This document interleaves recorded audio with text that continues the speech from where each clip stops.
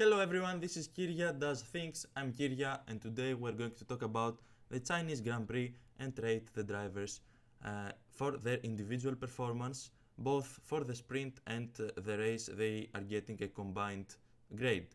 I'm not going to talk a lot about the sprint race, especially for the back markers, because if I do that, the video is going to be extremely long, and I will have to do a lot of research again for each individual's race. So let's not do that. I'm going to talk about the sprint only for the drivers that scored points pretty much or did something significant. So let's start. First of all, the Chinese Grand Prix was an okay race, nothing spectacular, but some interesting situations happening, some overtakes, some strategy. So it wasn't extremely boring, but of course nowhere near a fight for the win. So first of all, we have Alex Albon, who, as you can see, I have written the sprint quali and sprint race results, but in the main race nothing happened in the sprint for Albon, and in the main race he qualified P14 and finished P12. He wasn't far away from a point. So in general, a pretty solid race weekend for Albon. Once again, easily destroyed Sargent, but to be fair, that's not really hard to do. So I gave him a 6 out of 10. Maybe if he was 11th or 10th, he would get a 7 or even an 8. And his sprint wasn't exactly good. So he gets a 6. Next, we have Fernando Alonso, who was one of the stars of this weekend. Once again, mainly because he was involved in a lot of things that happened. First of all, he managed to qualify P3 in both the sprint quali and the regular quali. In the sprint quali, he obviously didn't have the pace to keep up with Norris and the two Ferraris. So in the end, he started losing positions, and he was fighting hard to keep those positions, and ended up making a little bit of an audacious move on Sainz that meant that he got a puncture and ended up DNFing and getting 0 points. Now, it was kind of a racing incident, but mainly Alonso's fault. He was trying to race. He didn't really judge it extremely well. So I understand that it is his fault. He made the mistake, but it was while trying to have fun and keep the position, and it was okay enough racing, fair enough racing, I guess. But still, he got 0 points out of the sprint. Then he qualified third again for the actual race, and had a pretty interesting race. Obviously, again, didn't have the pace to fight with the McLaren of Norris and the Ferraris, and the strategy was not good. They put him in a weird two-stop, even though most of the cars did a one-stop pretty much. He pitted for soft tires when the safety car came out, and that meant that he was in a big disadvantage because he had to pit again, put on the mediums, and then obviously he was very fast. He even got the fastest lap, but it was very, very hard to manage to cover the time that he lost with the extra stop. So he got a P7 in the end, which still is a pretty decent result. Maybe with a better strategy he could be 5th or 6th. So, but without the fastest lap, obviously. So it's not a disaster. Alonso was fast, obviously, with the 2 third places in the qualies. Had some incidents, had some fun, and in general he did pretty well. He could get a 9 or a 10 if that sprint race ended up in him being like 3rd or 4th or something. So I gave him an 8 out of 10 for his performance. Next, we have Bottas. Bottas was really good this weekend, pretty fast, qualified 9th in the sprint quali and didn't manage to get it into the points in the sprint, which is pretty hard obviously with the top 5 teams. And then again into Q3, P10 in the regular quali, but he was going to fight for the last point with Hülkenberg, but had an engine problem and DNF'd, not his fault obviously, so he gets a 7 out of 10 from me. He did pretty well. Stake seemed a little bit better this weekend. Pretty good job from Bottas. In general this season I think he's easily outperforming Zhou. Next, Gasly. I graded him before I learned that he didn't have the upgrades that Ocon did, but I'm not really sure that the upgrades were the big thing that changed everything. I think Alpine in general were better this weekend as a car. Obviously nothing great, but still could potentially fight for a point if everything lined up perfectly. And again, he was the slower of the two cars, of the two Alpines. So just in general, as you can see, 16th, 15th, 15th, 13th, mediocre results, but at least he wasn't in any crashes. He didn't take part in any crashes, or he didn't really make mistakes. He was just not very, very fast. He was there, he was okay. He gets a 5 out of 10 from me. Next, Lewis Hamilton, who is probably the weirdest one out of the whole grid to grade. Really weird, because in the sprint quali he got second. He managed to keep that second mainly because of the Alonso train, but you know, still he had decent pace and finished second in the sprint race, which was impressive. And then he goes and qualifies P18 out in Q1 with a very big mistake. No reason to do that. Obviously it was very hard and a lot of people were locking up in that corner after the big straight. But he had the pace to just brake a little bit earlier. Obviously I'm saying that from my chair here. I'm not an F1 driver, but I'm just saying that the risk in Q1 wasn't really necessary and he made a mistake. So he paid for it by only getting P9 in the end. If he was in a regular position in the quali, he could have gotten like a P6, maybe even a P5, not sure about that, around Russell. So he lost some points there, but he got a lot of points in the sprint, and him and Russell in the end scored the same amount of points in total in this weekend. Both scored 9, so I gave Lewis a 7.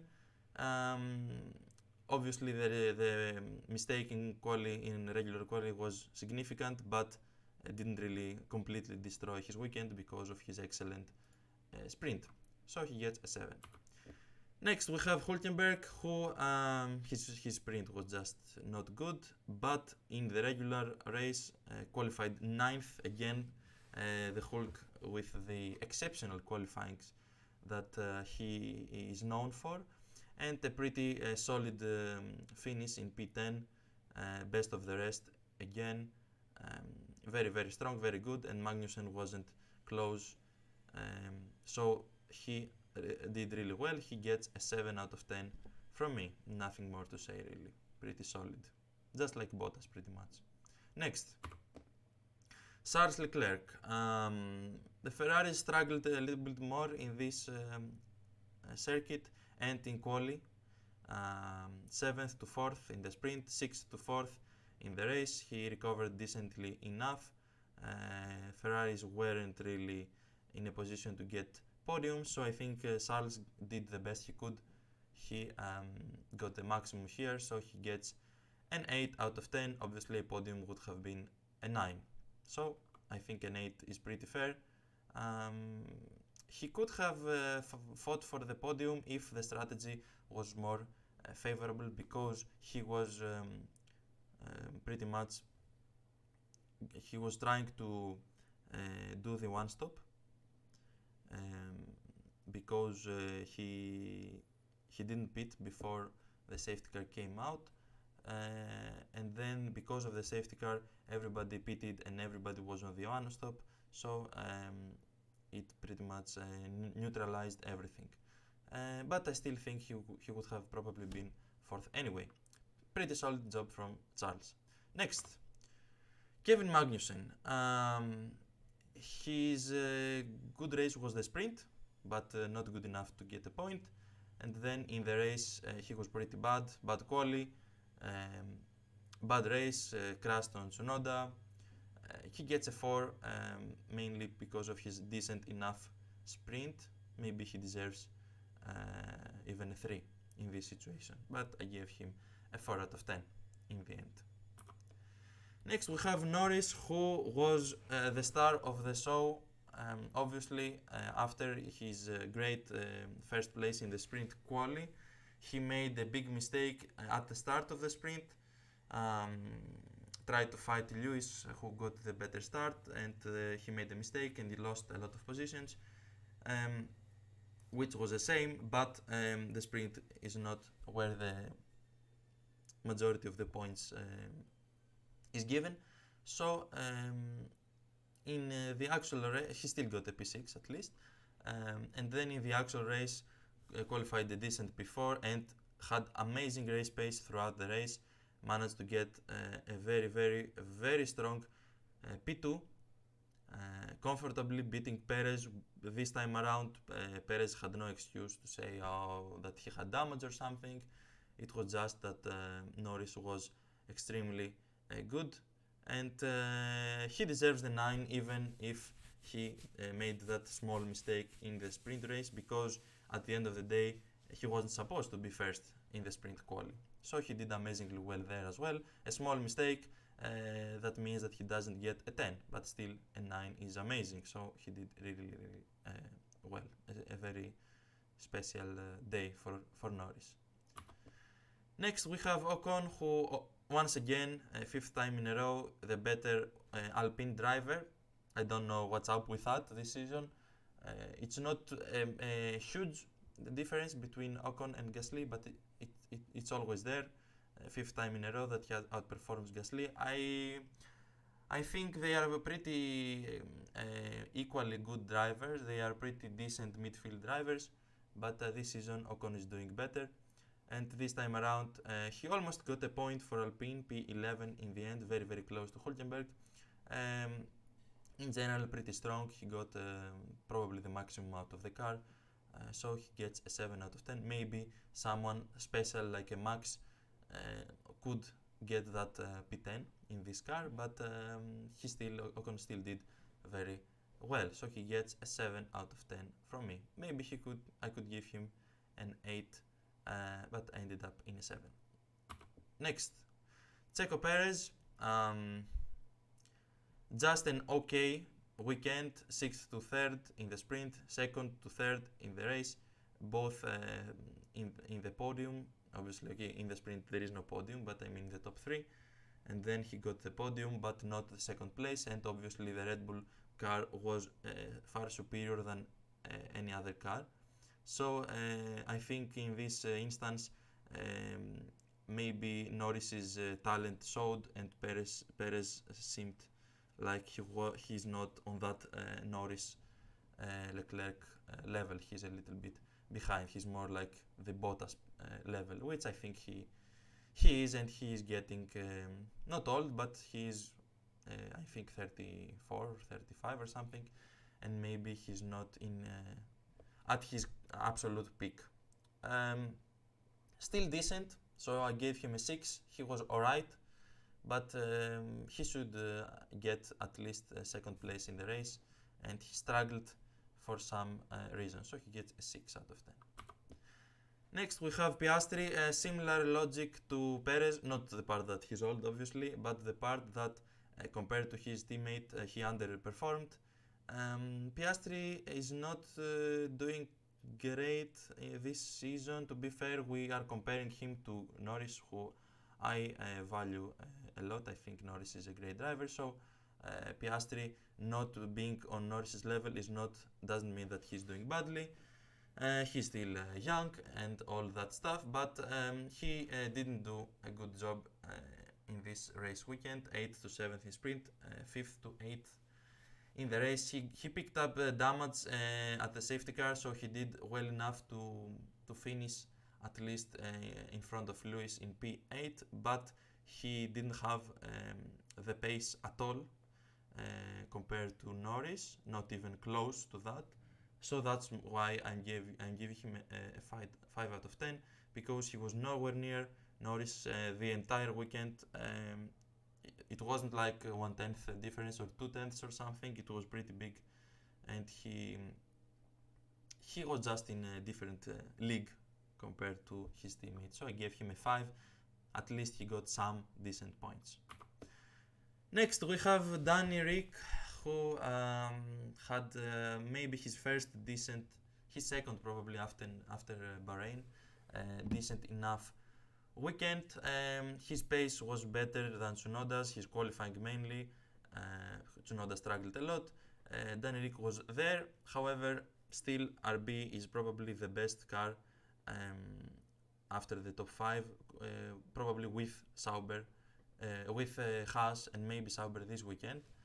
And I don't think he would have gotten a point.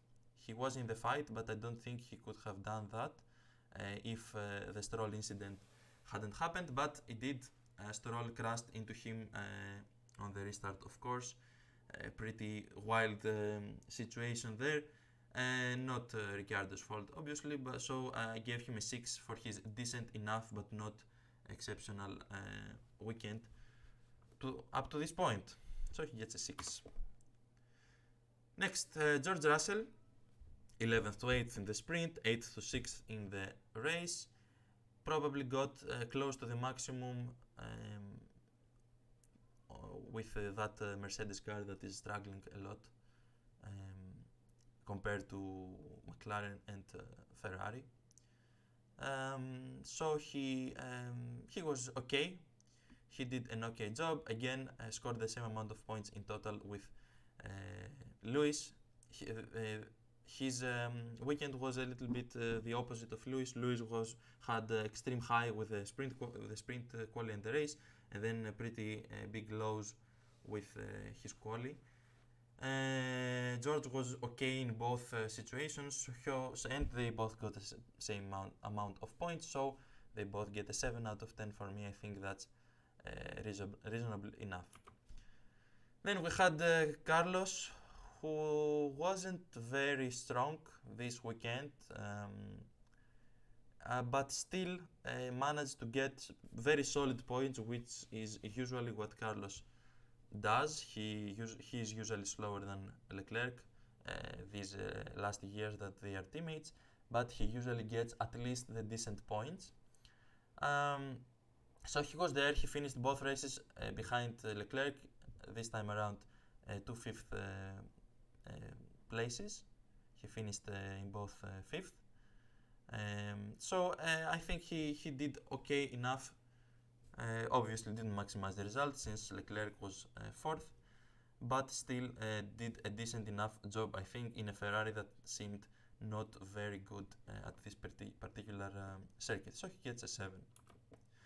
Next we have Logan Sargent. We are starting with one of the two worst drivers again. Once again, Sargent is nowhere, P20 in both qualies. He is just not doing well enough. It's the same thing that I'm always saying. Unfortunately, he's not improving. He was there, okay. The penalty in the race was a little bit not weird, but not really his fault. He couldn't really do much. I'm not sure if there was a miscommunication with the team, because he crossed I think he overtook someone in the pit exit, but it was very, very, very close margin. So maybe miscommunication, maybe his mistake, but it didn't really matter. Again, wasn't really on the on the pace of Albon. He will never be. He just not fast enough for F1. That's it pretty much. So I gave him a 2 out of 10. At least he didn't crash a lot. I don't know. He gets a 2. Let's go to the next amazingly performing driver, Lance Stroll, who also is nowhere. Alonso is getting P3s in qualifyings and Stroll is 15th and 11th. What is he doing? I don't know. 0 points from this weekend in a car that should fight the Mercedes cars and maybe Piastri. And Lance is just nowhere, absolutely nowhere. And then after all of that, he goes and crashes into Ricciardo, and then he says that it's a racing incident. Just ridiculous. Like, I don't know what else to say. I'm sorry, but that's not. It's not even close to being good enough, especially in a decent car. I'm not. I don't think it's okay to say that he definitely is not good enough for F1, but he's not really. He's definitely not good enough for a good car, not even a mediocre car. Maybe he's good enough to be in, I don't know, like right now probably the slowest car is, I don't know, Alpine, but I don't think he's good enough to be in an Alpine either. Yeah, okay, I changed my mind. I don't think he's good enough to be in F1. Randomly, once in a while, he remembers how to drive and he is good in races. But most of the times he just crashes a lot, he makes mistakes, he's terrible in qualifying, absolutely terrible. I don't know why. He's not that young anymore. It's like his 7th or 8th season in F1. I don't care. He did terribly again. Nowhere near Alonso, not even like in the same conversation or sentence. So he gets a 2. Next we have Yuki, who had his first terrible weekend, I think, in this season. Both qualifyings were P19 and P19, really bad, really bad. And then in the race, he had okay pace. He was there or thereabouts with Ricciardo. Maybe had a chance to get a point. Again, I don't think he could have done that, but he was around there at least. And then he got Magnussen crashed on him. Not his fault, obviously, but still underperformed in the whole weekend, so I gave him a 3 out of 10, and I think that's fair enough.